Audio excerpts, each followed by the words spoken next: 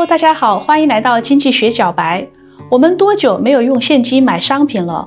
多久没有用现金来付账单了？基本上都是刷卡转账来支付日常开销。国家间的商品流通也是越来越多，我们对货币支付系统的效率也是要求越来越高。就在我们现在，正在出现几种新的货币流通形式，它们之间互相竞争，并且代表他们的人群也代表着不同的价值观。未来10年将是一个非常有意思的时代，我们能看到货币的变革，能看到传统和新科技的对立或者并存。今天我就想聊一聊什么是 CBDC、Stable Coins 和 Bitcoin， 以及推动他们背后的是哪一些人群。最后我谈一下我个人的看法。那什么是 CBDC 呢？目前的国际支付系统是商业银行之间的转账，因为时差、汇率和银行间是否有无合作关系，汇钱的速度通常是2到7天，很慢。CBDC 是政府创造的 cryptocurrency， 是被政府监管的。它的商业模式是 BIS， 全称 The Bank of International Settlement， 创建的叫 Icebreaker Hub 系统。他们是希望各国的央行在 BIS 有账户，比如挪威，人们都到央行开户。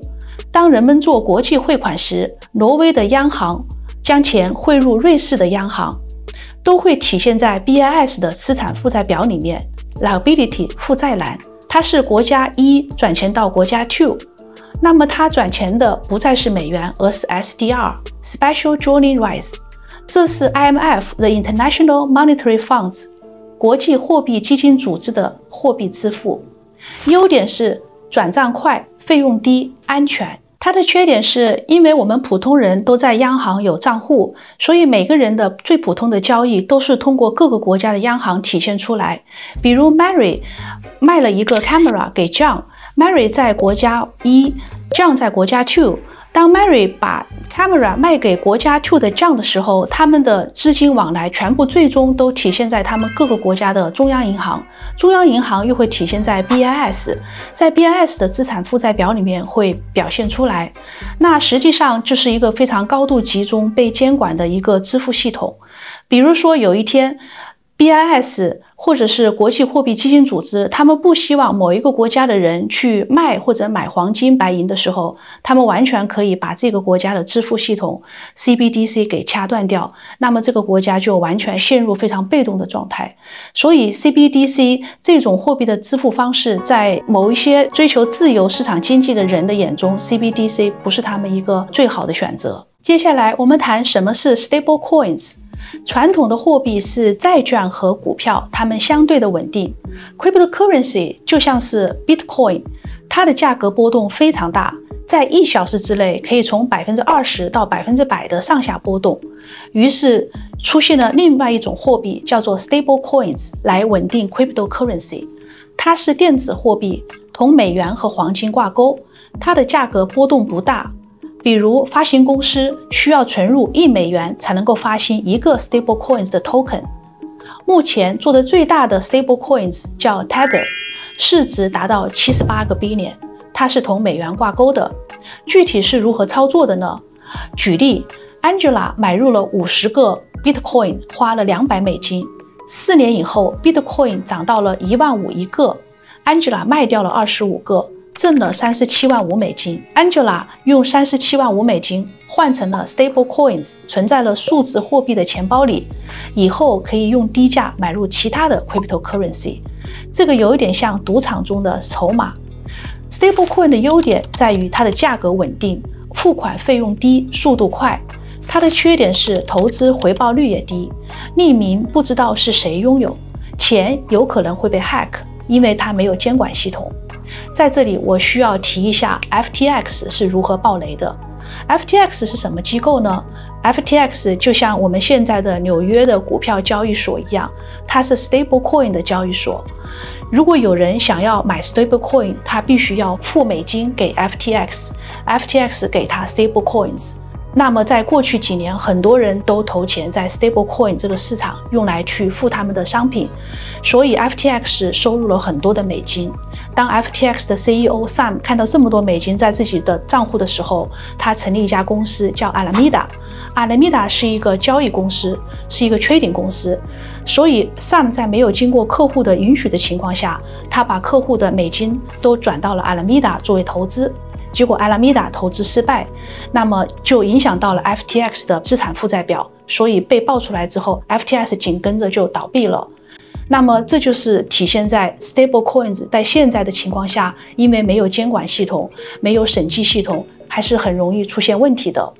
在Yale 大学的顶尖的经济学家，他们一再的警告说 stablecoins 将来可能会带给整个全球的货币支付系统的不稳定性，所以他们认为 CBDC 应该是要尽快的推行，来同 stablecoins 竞争。最后我来谈一下 Bitcoin 和银行系统是如何结合的。这是由 Caitlin Long Custodia Bank 的 CEO 提出来的。他的理念是银行的存款100%的不能放贷出去。大家听起来有没有很熟悉？我以前有说过 Urban Fisher 的 Chicago Plan， 也提议储户的存款是不能动的。比如你去餐厅吃饭，你将车停在了餐厅的 parking lot， 有人将你的车子借给了 Uber 开走了。我没上街啊！现在你的存款存在银行，就是有同样的情况。Caitlin 的商业模式是在 Bitcoin 的基础上开发一种可流动性的 token， 然后每1美元同 1.08 个 token 挂钩， token 又同 Bitcoin 挂钩，这样人们可以通过银行系统买到等值的 Bitcoin， 再以 token 的形式来支付商品。他反对炒 Bitcoin 的价格，他认为华尔街的人将 Bitcoin 作为股票在交易，让其价格的波动太大。Bitcoin 是一种稀缺的资源，是一种数字货币的支付系统。他说目前货币的不稳定性也是来自于商业银行可以创造钱，造成存款被10倍的放大，变成了 M1 或者是 M2。没有杠杆的金融系统才是安全的。他的 Custodia Bank 如何挣钱呢？收手续费或者是服务费。你存钱到银行，银行付你利息，但是银行拿着你的钱去投资其他的产品。今年就有4家银行倒闭，你的钱存进银行也是有风险的。Caitlin Long 的银行是你的钱不会用去投资，需要时可以100%的取走，但是他收手续费，让自由市场去选择哪一家银行适合你。相信也有很多人不愿意银行拿他们的钱去投资，宁愿付手续费存到了 Custodia Bank。 今年初 Caitlin Long 的银行申请在美联储被拒绝批准， Caitlin 现在正在努力再申请当中，我们拭目以待。我个人是赞同哪一种类型的货币形式呢？